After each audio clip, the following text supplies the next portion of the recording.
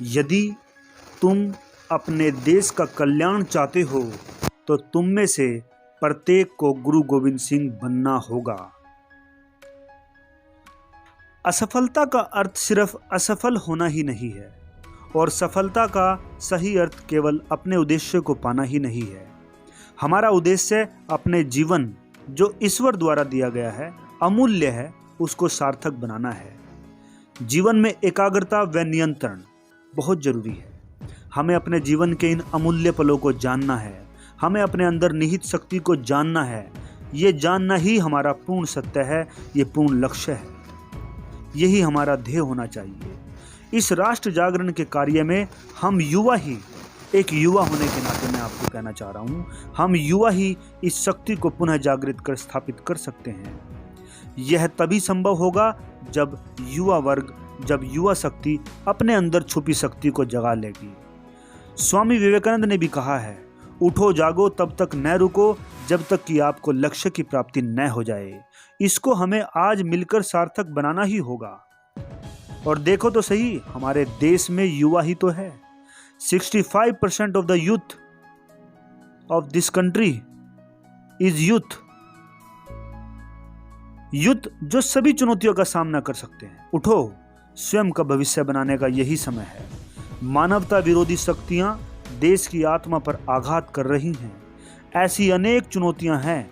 युवकों को चुनौतियों का बहुत आकर्षण होता है। चुनौतियों को पहचानना तथा उसको टक्कर देने की आवश्यकता के बारे में हम युवाओं को आज सोचना ही होगा।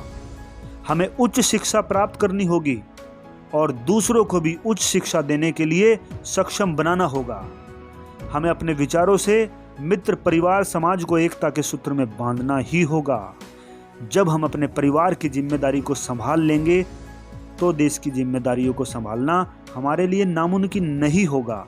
हमारी सोचने समझने की क्षमता जीवन को एक नई दिशा दे सकती है।